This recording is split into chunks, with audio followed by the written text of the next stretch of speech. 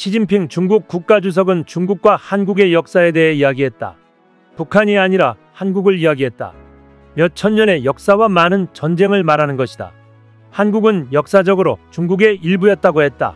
10분 정도 듣다 보니 이건 쉬운 일이 아니라는 것을 느꼈다. 이는 2017년 4월 미국 플로리다 마라라고에서 미중 정상회담 당시 시진핑이 한 말을 트럼프 전 대통령이 전한 말입니다.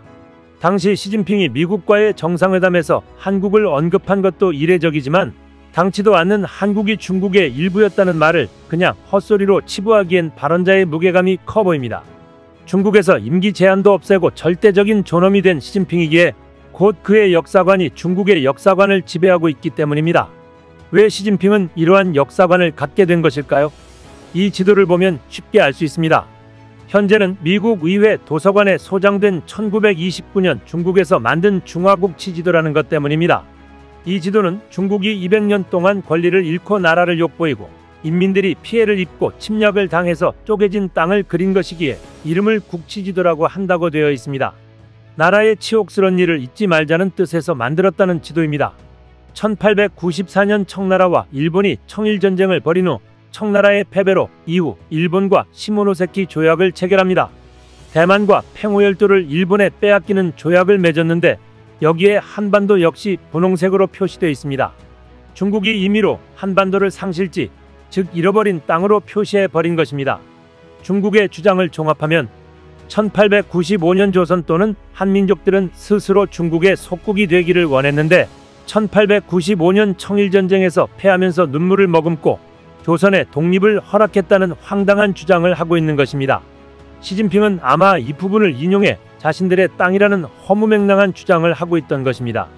돌이켜보면 시진핑의 그 발언 이후 중국이 한국의 김치와 한복에 대해서 종주권을 주장하는 행태는 노골화되어 갔습니다.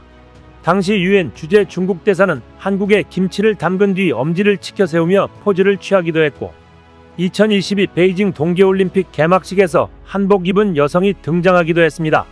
또 몇 개월 뒤 치러진 베이징 아기올림픽 개막식에서도 한복 공정 논란을 일으켰습니다. 당시 흰색 저고리와 분홍색 치마를 입고 중국 내 56개 소수민족 대표 중 한 명으로 출연해 중국의 오성홍기 전달 퍼포먼스를 진행해 논란이 일었습니다. 이를 두고 국내에서는 중국이 우리 문화를 침탈한다는 거센 비난이 쏟아졌습니다. 그럼에도 아랑곳하지 않고 중국의 한 모델 유튜버는 미 패션지 보그의 한복풍 의상을 한 프로 소개하며 한족이 통치하던 시대의 역사적 의복양식 중 하나라고 설명했습니다. 심지어 2011년 우리의 전통 미녀 아리랑을 중국 국가 무형문화유산으로 등록하는 만행을 저지르기도 했습니다. 이는 모두 공산주의의 우두머리인 시진핑의 역사관이 만들어낸 폐해입니다. 많은 중국인이 우리의 문화를 중국의 문화로 착각하고 증거도 없는 주장을 단지 머릿수만으로 밀어붙이는 기이한 행태를 보이게 된 것입니다. 오죽했으면 시진핑의 역사 이야기를 듣던 트럼프가 대화를 중단시켰을까요? 하나의 중국을 내세우며 대만을 먹으려는 계획에 이어 이후 한국과 몽골 등까지 차지하겠다는 선언적인 발언을 했다는 점에서 충격이 아닐 수 없습니다. 중국이 한국을 건드리기에는 이미 한국의 몸집이 많이 커진 상황입니다. 한국은 세계 5위의 군사력을 보유하고 있고 미사일 분야에서는 세계 1위를 차지하고 있을 정도입니다. 아마 트럼프가 한국의 사거리 제한 해제를 인정한 이유도 중국의 이러한 생각 때문으로 보입니다. 한국은 이후 현무5를 개발해 실전 배치를 앞두고 있습니다. 현무5는 탄두 중량을 8톤으로 시뮬레이션을 한 결과 11톤 탄두를 폭발했을 때의 위력을 능가하는 것으로 나타났습니다. 군 당국은 향후 탄두부 구성을 현재보다 더 개선해 현무5의 폭발 위력을 14톤까지 끌어올리는 등 폭발 효율성을 극대화하겠다고 했습니다. 중국은 한국이 약해 보이면 언제든지 속국으로 판단해 공산주의식 세뇌교육으로 인민들을 선동하고도 남을 것입니다. 현재 중국은 러시아와 북한이 밀접한 관계를 이어가면서 고립되는 조짐을 보이고 있습니다. 러시아는 물론 북한과 베트남 모두 내면으로는 중국과 껄끄러운 관계이기 때문입니다. 러시아와 밀착하며 핵과 미사일 등 전략무기 지속 개발, 남북 2개 적대국가론 선언, 오물풍선 투하 등 한반도 정세를 악화시켜온 북한에 대한 경고 차원인지 아니면 여타 이유인지는 알 수 없으나 중국은 최근 야오둥반도 달엔 소재, 시진핑 김정은 발자국 동판 등 북중 우호 관계 상징물을 철거했습니다. 여기에 볼로디미르 젤렌스키 우크라이나 대통령은 시진핑 중국 국가주석이 러시아에 무기를 판매하지 않을 것이라고 말했다고 13일 공개적으로 밝혔습니다. 로이터 AFP 통신 등에 따르면 젤렌스키 대통령은 이날 이탈리아에서 열린 주요 7개국 정상회의에서 조 바이든 미국 대통령과 공동 기자회견을 갖고 이같이 말했습니다. 젤렌스키 대통령은 시 주석과 전화로 확실한 대화를 나눴다면서 그는 러시아에 어떠한 무기도 팔지 않을 것이라고 말했다고 전했습니다.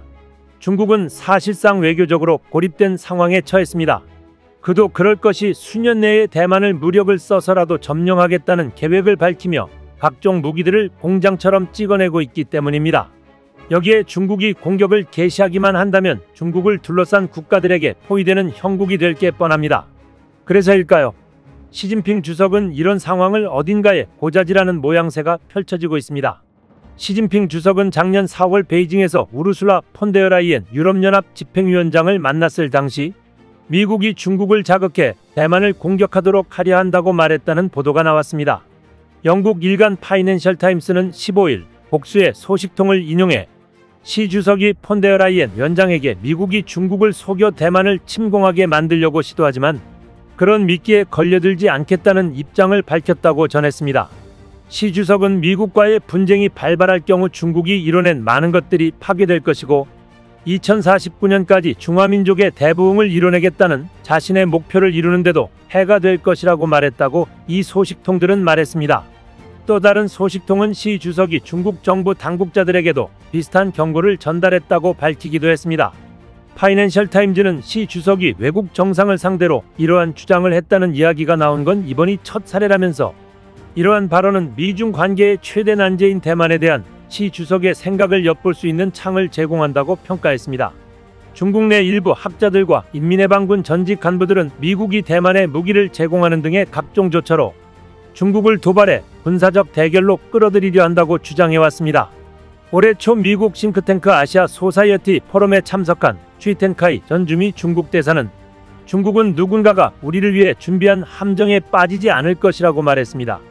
익명의 중국 학자는 미 정치권이 대만의 독립세력을 적극적으로 부추기고 있다면서 미국은 이들이 독립선언으로 레드라인을 넘으면 중국이 군사행동에 나설 수밖에 없다는 걸 안다고 말했습니다.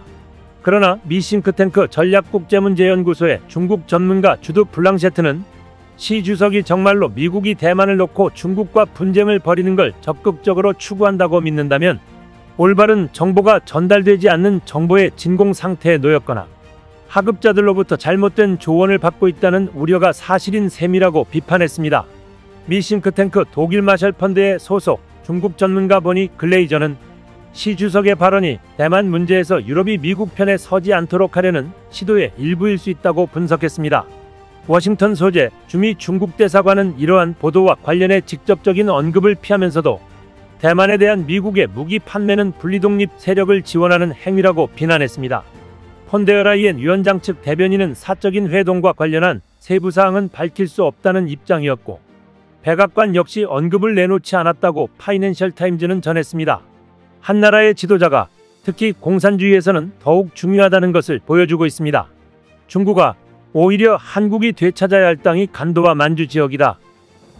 이상 시온TV였습니다.